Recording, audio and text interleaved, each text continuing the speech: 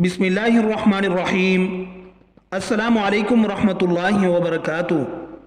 हज़रत अनस और हज़रत अबू हुरैरा रज़ी अल्लाह अन्हुमा की रिवायत है कि आप सल्लल्लाहु अलैहि वसल्लम ने फरमाया, कसम है उस ज़ात की जिसके हाथ में मेरी जान है, अगर तुम गुनाह न करो तो अल्लाह ताला तुम्हें ख़त्म करके ऐसी कौम ले आएगा जो गुनाह के बाद इस्तिग़फ़ार करेंगे और अल्लाह ताला उन्हें मुआफ़ फरमा देगा।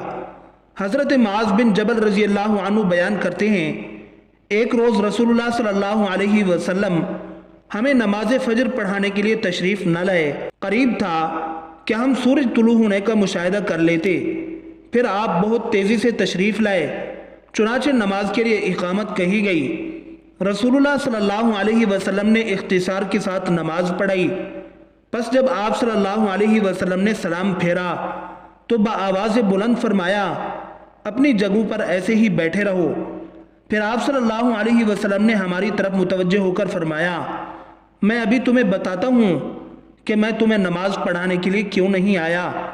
मैं रात को बेदार हुआ, वुज़ू किया और जिस कदर मुक़द्दर में था मैंने नमाज पढ़ी। मुझे नमाज में ऊँघ आने लगी, हत्ता कि वो मुझ पर गालिब आ गई। तब मैंने अपने रब तबारक व तआला को बेहतरीन सूरत में देखा। चुनाचे उसने फरमाया, मोहम्मद सल्लल्लाहु अलैहि वसल्लम। मैंने अर्ज़ किया, मेरे रब हाजिर हूँ। फरमाया, फरिश्ते किस चीज़ के बारे में बासो मुबासा कर रहे हैं? मैंने अर्ज़ किया, मैं नहीं जानता। अल्लाह ताला ने 3 मरतबा ऐसे फरमाया। आप सल्लल्लाहु अलैहि वसल्लम ने फरमाया, मैंने उसे देखा कि उसने अपना हाथ मेरे कंधों के दरमियान रखा, हत्ता कि मैंने उसकी उंगलियों के पोरों की ठंडक अपने क़ल्ब सदर में महसूस की और मेरे सामने हर चीज़ वाज़ेह हो गई और मैंने पहचान ली। फिर रब ताला ने फरमाया, मोहम्मद सल्लल्लाहु अलैहि वसल्लम। मैंने अर्ज़ किया, मेरे रब मैं हाजिर हूँ। फरमाया, मुकर्रब फरिश्ते किस चीज़ के बारे में बासो मुबासा कर रहे हैं? मैंने अर्ज़ किया, गुनाह मिटा देने वाले आमाल के बारे में। फरमाया, वो क्या हैं? मैंने अर्ज़ किया, नंबर 1 बाजमात नमाज पढ़ने के लिए चलकर जाना, नंबर 2 नमाज के बाद मसाजिद में बैठे रहना, नंबर 3 नागवारी के बावजूद अच्छी तरह वुज़ू करना। फरमाया, फिर वो किस चीज़ के बारे में बहस कर रहे हैं? मैंने अर्ज़ किया, नंबर 4 दराजात के बारे में। फरमाया, वो क्या हैं? मैंने अर्ज़ किया, खाना खिलाना, नरमी से बात करना और जब लोग सो रहे हों नमाज तहज्जुद पढ़ना। फरमाया, कुछ मांग लें।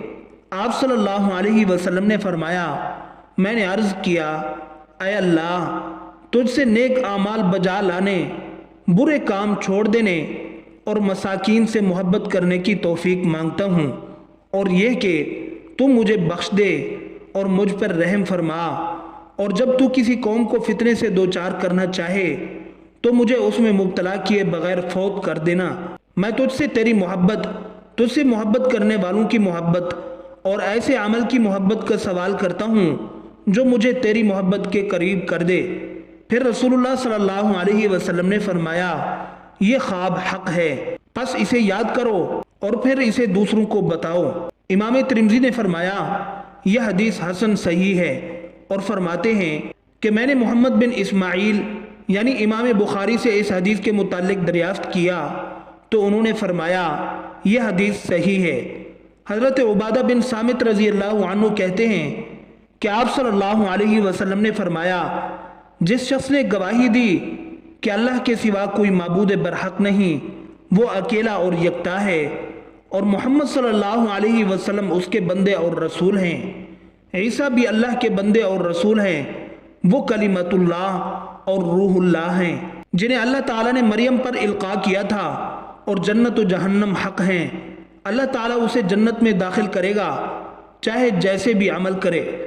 हज़रत अबू ज़र रज़ी अल्लाह अन्हु कहते हैं कि आप सल्लल्लाहु अलैहि वसल्लम ने फरमाया, मुझे जिब्राइल ने कहा है कि अपनी उम्मत को खुशखबरी सुना दो कि जो मरते दम तक शिरक नहीं करेगा वो जन्नत में दाखिल होगा। हज़रत उम्मे हानी रज़ी अल्लाह अन्हा कहती हैं कि आप सल्लल्लाहु अलैहि वसल्लम ने फरमाया, ला इलाहा इल्लल्लाह कहना किसी गुनाह को बाकी नहीं छोड़ता اور اس جیسا کوئی عمل بھی نہیں ہے۔ توبہ بھی گناہوں کا کفارہ بنتی ہے۔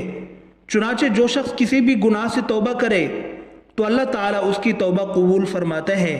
اس بارے میں حضرت ابو ہریرہ رضی اللہ عنہ کہتے ہیں کہ آپ صلی اللہ علیہ وسلم نے فرمایا، جو شخص سورج کے مغرب سے طلوع ہونے سے پہلے پہلے توبہ کر لے اللہ تعالیٰ اس کی توبہ قبول فرماتے ہیں۔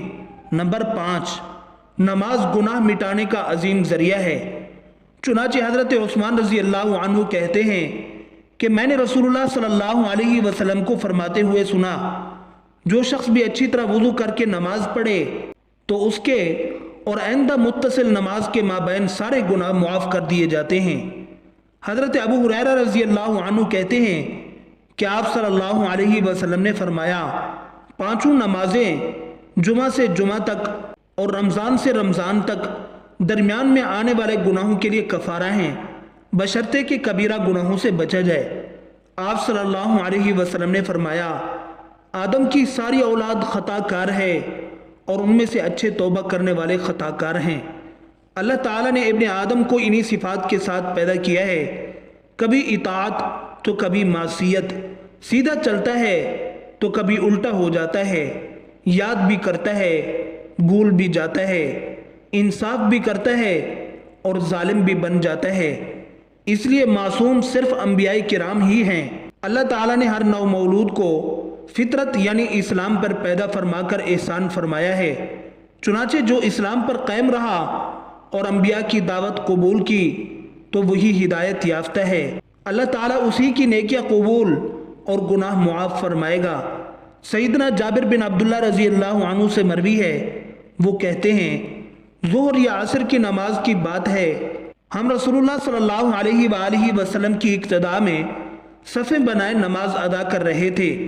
ہم نے آپ صلی اللہ علیہ وسلم کو دیکھا کہ آپ صلی اللہ علیہ وسلم نماز کے دوران اپنے سامنے کسی چیز کو بار بار پکڑنے کی کوشش کر رہے ہیں، لیکن پھر آپ صلی اللہ علیہ وسلم کے اور اس کے درمیان رکاوٹ ڈال دی گئی، پھر آپ پیچھے کو ہٹے اور ہم بھی پیچھے ہٹ گئے، آپ دوبارہ پیچھے کو ہوئے، ہم بھی پیچھے ہو گئے۔ جب آپ صلی اللہ علیہ وسلم نے نماز سے سلام پھیرا تو سیدنا ابی بن کعب رضی اللہ عنہ نے کہا، اے اللہ کے رسول صلی اللہ علیہ وسلم، آج ہم نے آپ کو نماز کے دوران ایسا عمل کرتے دیکھا ہے کہ آپ اس سے قبل تو نماز میں ایسا کوئی عمل نہیں کرتے تھے۔ آپ صلی اللہ علیہ وآلہ وسلم نے فرمایا، میرے سامنے جنت اپنی نعمتوں سمیت پیش کی گئی، میں نے اس کے انگوروں کا گچھا توڑنا چاہا تاکہ تمہیں دکھاؤں، اور اگر میں اس کو پکڑ لیتا اور زمین و آسمان کے درمیان موجود تمام مخلوقات اسے کھاتیں تب بھی اس میں کوئی کمی نہ ہوتی، لیکن پھر میرے اور اس کے درمیان رکاوٹ ڈال دی گئی۔ اسی طرح میرے سامنے جہنم کو پیش کیا گیا، جب میں نے اس کے شعاعوں کی حرارت محسوس کی تو میں پیچھے کو ہٹا، میں نے اس میں زیادہ تعداد ان عورتوں کی دیکھی کہ جنہیں جب کسی چیز کا امین بنایا جاتا ہے تو وہ اسے راز نہیں رکھتی، اسی طرح جب سوال کرتی ہیں تو خوب اصرار کرتی ہیں، اور جب انہیں کوئی چیز دی جاتی ہے تو وہ خیانت کرتی ہیں۔